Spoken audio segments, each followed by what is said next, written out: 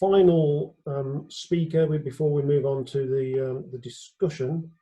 I'm particularly pleased to introduce this talk because bustards are very close to my heart. The first ornithological contract I had was on Hubara bustard in the United Arab Emirates. So a group of birds that have remained close to my heart for many years. So I'm pleased to introduce Dr. Mimi Kessler, who has been working on the Great Bustard in Asia since 2006. I hope I've got that right. She's been awarded a PhD for her work on the Great Bustard, and she's done a great deal of conservation work, including helping to get a proposal adopted by CMS, that's the Convention on Migratory Species, to increase the protection afforded to great bustards globally. Mimi is also the Deputy Chair of the IUCN Bustard Specialist Group. And OSME were pleased to support Mimi's work on great bustards by providing a grant from our Conservation Fund in 2017, which was possible due to the support that OSME received by the March Conservation Fund of the Tides Foundation. Mimi will be joining us from Oklahoma in USA. I think it's about 6 o'clock in the morning there. So good morning, Mimi. Due to a sometimes poor internet connection, Mimi thought it would be best to pre-record her presentation. She is online and following the proceedings, and she will be available to take questions after her talk. So I'm delighted to introduce our next speaker, Dr. Mimi Kessler, for her talk, Step by Step in Search of the Great Bustard in Central Asia.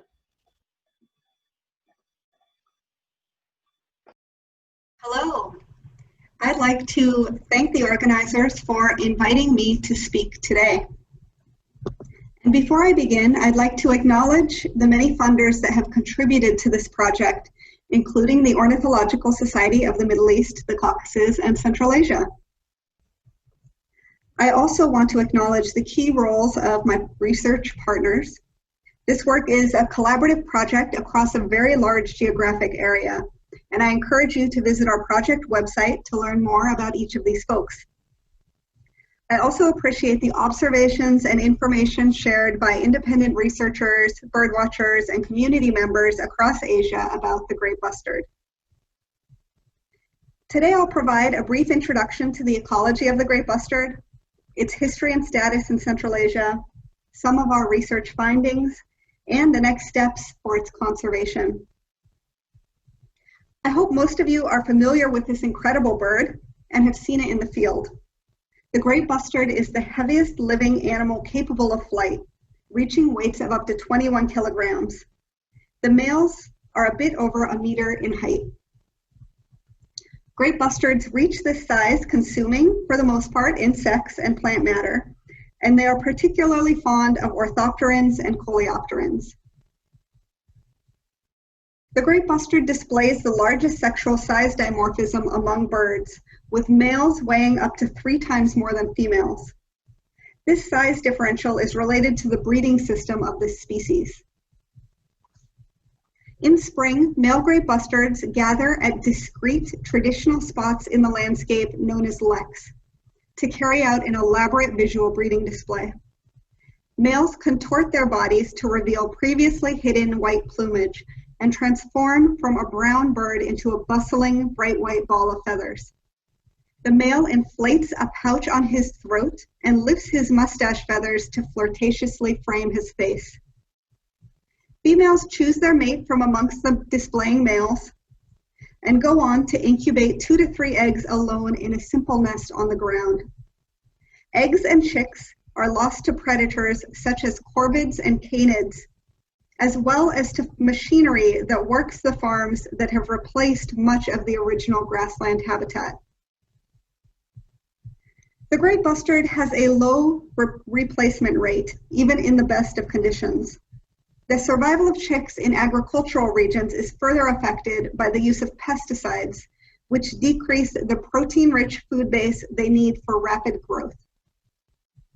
In our audience today, people are listening from Europe, the Middle East, the Caucasus, and Asia. As you know, the range of the great bustard once covered almost all of this territory. This is a map by Isakov depicting the breeding range of the great bustard at its maximum extent around the 18th century. I want to point out that there are currently 2 recognized subspecies of great bustard separated by the Altai Mountains. I'll come back to the subject of those subspecies later in this presentation. I also want to point out that in addition to the expected steppe habitat, in Central Asia, the great bustard once occupied some truly interesting sites, including elevations of up to 3,000 meters in the Tian Shan Mountains and the Issyk-Kul Valley of Kyrgyzstan, as well as the semi-desert region of Tigrovaya Balka in southwestern Tajikistan. The northern extent of the species also reached into even small clearings in the Russian forest steppe zone. However, over the past 200 years, we've seen dramatic decreases in the extent of the range of this species, including its disappearance from many regions. I'll briefly describe some historical background and urge those of you who are interested in more details to read my manuscript in Aquila. Russian imperial expeditionary reports and hunting journals describe a first phase of declines of great bustards around Russian settlements in southern Siberia and Kazakhstan due to overhunting in the 19th century. The great bustard was and remains a popular game bird. Another wave of declines was documented in the middle of the 20th century as large-scale conversion of steppe lands to wheat agriculture occurred, particularly in northern Kazakhstan and adjacent areas of Russia. By 1990, the great bustard was on the brink of extinction in Central Asia. The dissolution of the Soviet Union granted this species a reprieve. During the economic transition, the agricultural sector collapsed dramatically, leaving a large percentage of the great bustard's former breeding areas unplowed. This may have allowed for more successful reproduction of the great bustard during the 1990s and early 2000s, and some tentative increase in flock sizes of great bustards was observed. However, during this time, anti-poaching enforcement was less well equipped, and poaching increased, especially on wintering grounds where great bustards gather in larger numbers. This phenomenon has been intensified in recent times by use of cell phones, which allow rapid communication between hunters about the presence of these birds. Part of my work over the past 15 years has been to identify the areas where great bustards still persist in Asia. I've conducted surveys at sites across the expanse from West Kazakhstan to Eastern Mongolia, an east-west distance of about 5,000 kilometers, and my partners have covered additional territory.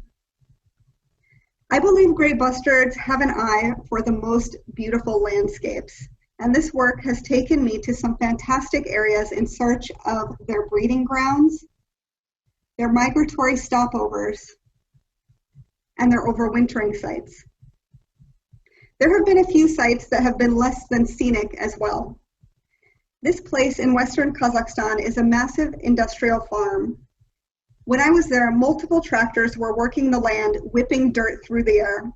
But on the edge of these massive fields, there were 3 great bustards, the remnants of a lek. These birds are so tied to their traditional breeding sites that they continue to return, even in the face of ecological change. Though great bustards are large birds, searching for them is harder than it sounds. If you want to test your vision, you can try to locate the 3 males in this photograph. The escape distance for great bustards in Asia is quite large, and we typically observe the birds through spotting scopes at distances of 1 to 1.5 kilometers. At that distance, wind and temperature distortion make it even harder to make out the birds. Even at great bustard wintering grounds, temperature and weather can be severe. However, a bonus to working during this season is that snow cover can preserve the footprints of bustards and alert us to the presence of these wary birds in the landscape. The results of surveys by myself and my collaborators have been alarming. Together with my collaborator, Nimbayar, I am leading development of an action plan which summarizes the current status and conservation priorities for the great bustard in Asia with input from 30 experts in 10 Asian countries. Together, we estimate that 1,000 to 1,500 individuals of the Western subspecies, Otis tarda tarda, remain in Central Asia, and that 1,300 to 2,200 individuals of the distinct Eastern subspecies, Otis tarda dabowskis, remain in East Asia. For context, that means that there are now less great bustards in Asia than snow leopards. This fragmented distribution is alarming for a number of reasons. One is the small number of known viable leks remaining. Research in Europe has indicated that the probability of extinction of a lek increases quickly when the population is less than 30 birds. With this consideration, we're aware of only 3 sustainable leks in Kazakhstan at the present time. Secondly, we have concerns about gene flow between these populations. To analyze genetic connectivity, my collaborators and I collected dropped feathers from across Asia, representing samples from both the Western subspecies, shown in green, and the Eastern subspecies, shown in brown. We were also interested to see if there was any genetic basis to the previously recognized subspecies Korajui, described by Zarudny in Central Asia, but later deprecated. We conducted a study of the mitochondrial genome, which is passed through the mother and thus informs us about movements of females through the landscape over longer time periods. While we did not find any evidence supporting the Korajui taxon, we did find a high degree of separation between the 2 subspecies that are recognized today. In fact, we observed data consistent with the proposition that the 2 subspecies are 2 separate species. Our data revealed only minor movement of the Eastern subspecies into the Western, less than 1 individual female per generation, and no movement of the Western subspecies into the Eastern. This figure shows the degree of similarity in the mitochondrial genome between different individuals we sampled. You can see a large degree of differentiation between the Western subspecies, shown in green, and the Eastern subspecies, shown in brown. Interestingly, we found a wide geographic distribution of individual mitochondrial haplotypes within the Western subspecies, indicating extensive female movement and genetic interchange of Central Asian great bustards with European great bustards over longer time periods. This is not something we had expected, given research from Western Europe that has found a high degree of female philopatry. That is to say, that females there tend to breed near their place of birth. However, an important difference between European and Asian populations that may explain this difference is the distance of movements they undertake. While some great bustards in Iberia make short seasonal movements, and great bustards in Central Europe make facultative migrations in cases of severe winter weather, populations breeding along the Volga River in Russia make movements of 1,000 kilometers over the course of a week. And using satellite telemetry, my team found that great bustards in Mongolia migrate 2,000 kilometers one way over an average of 2 months to overwinter in China. A migration of this distance is a remarkable accomplishment for this heavy-bodied bird, which flies using flapping, not soaring, flight.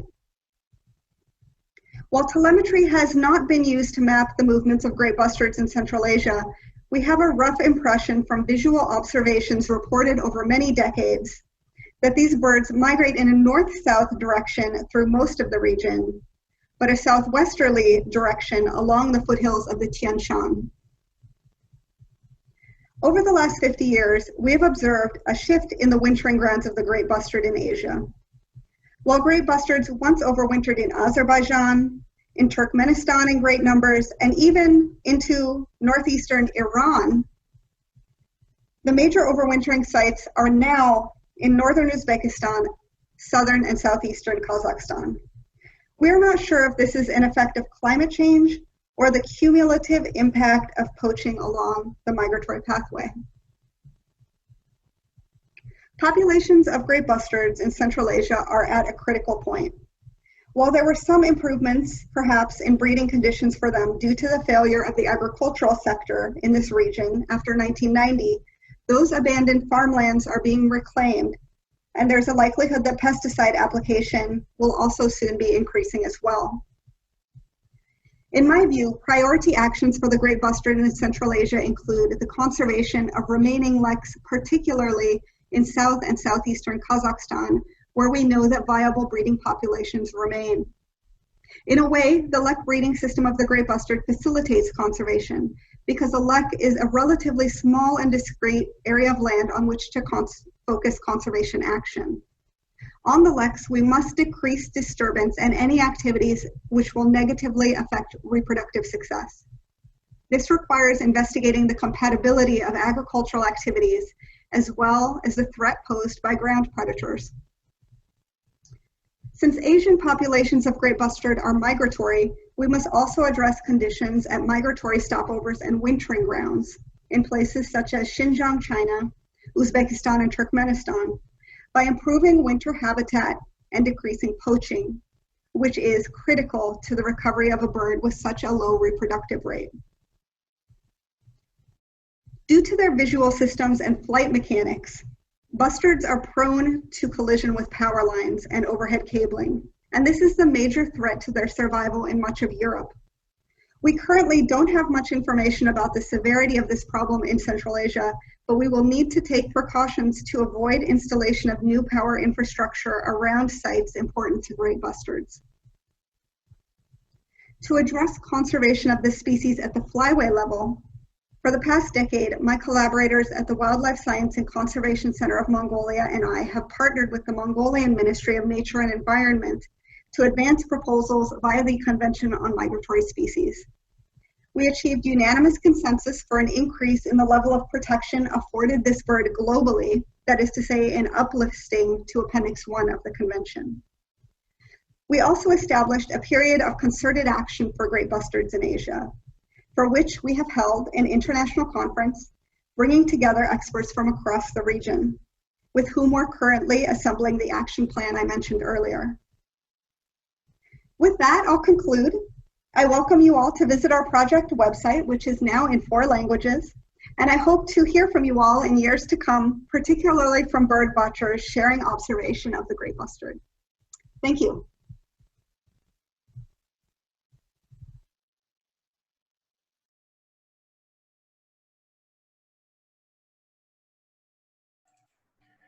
That was brilliant. Thank you, Mimi, and worked absolutely fine using that pre-record. So we got over any internet connection issues. There's lots of positive comments in the chat already, and I'm just looking for questions. Yes, there's one from Doug here, which is the hunting mostly for food, and is great bustard a falconry quarry? Hi there. Thank you all for being patient with my recorded presentation. It's helped with the poor internet connection that we've had over the past week here. I have enjoyed seeing the comments in the box. I don't know if enjoyed is the right word, because I see also comments of concern about declines in other areas of its range and the large escape distance, which probably indicate persecution by humans in other regions as well. And to answer Doug's question, poaching is carried out for a variety of reasons by a variety of people. It's hard to make one overarching statement about who's doing this.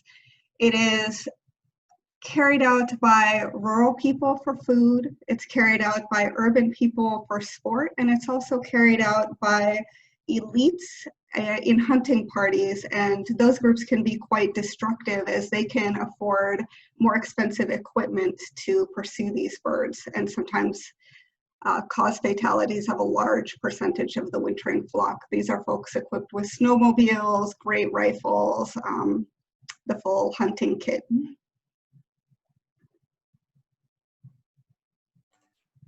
Okay, I'm gonna hit you with a big question here, which is, What do you think is the best way to study migration of facultatively migratory or migratory populations of great bustard?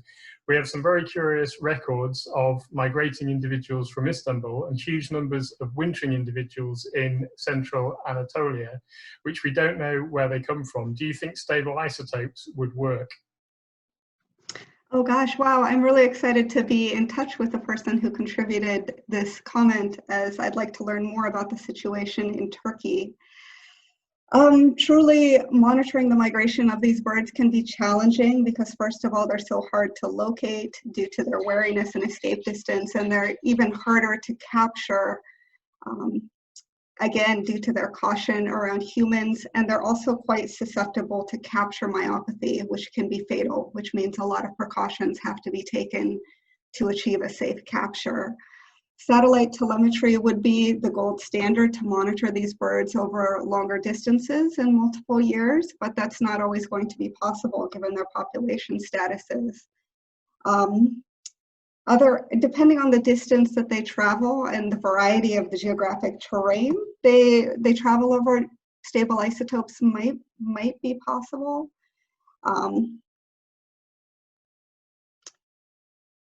Yeah, I mean, this is a challenging question. We need to talk more in depth. There's a quick question. Do people collect eggs of great bustards? That is not a problem I've been familiar with as reported in Central Asia. I do believe I've heard some reports from Xinjiang, China, of that being a problem at one point in that part of the range. Those are also Otis tarda. But overall, no, that's not the biggest problem these birds face. In fact, their nests can be quite hard to locate. Scarce asks, is Kazakhstan the key conservation area for great bustards, or a key conservation area? If we're talking about the Central Asian population, then certainly for breeding, as well as increasingly due to the shift northward of the wintering grounds, Kazakhstan is key. And then there's a question about countries running projects of breeding great bustards. Will they release them in the wild, or is that farming for meat? In Central Asia, there's currently not breeding of great bustards. And that is something at this time for which there is no funding and no suitable donor population. I'm not sure which farms this person is referring to. No, me neither, but we can follow that one up later. There's one, and then a final one from Paul, which is, do you think that dabowski has always been scarcer than tarda? Well, the records are certainly scarcer. There's less historical literature for us to make those conclusions from, although early explorers do make comments in their typical flowery prose about how multitudinous the birds were and how they covered the steppes. So I don't think that it was rare, but it's difficult to quantitatively analyze a difference. Brilliant, thank you very much. And it was a really informative talk, which I really enjoyed as well, in between sort of trying to manage several things in the background. So thank you very much indeed, Mimi, that was great. I'm going to hand back to Rob in a second. Thank you all for your questions, and please email me. I'd be happy to be in touch with others who are observing this bird and concerned about it.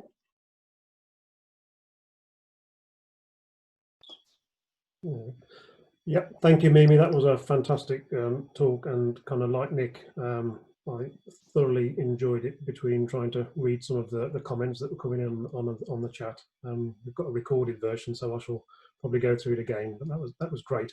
And I'm sure we'll be able to make sure that it was somebody called Kaan Ozgen from Turkey who asked the question about migration, and yeah, I'm sure we'll be able to put you two in contact with each other, which I think shows one of the great advantages of having these online meetings. We're able to connect people from around the world, which is fantastic.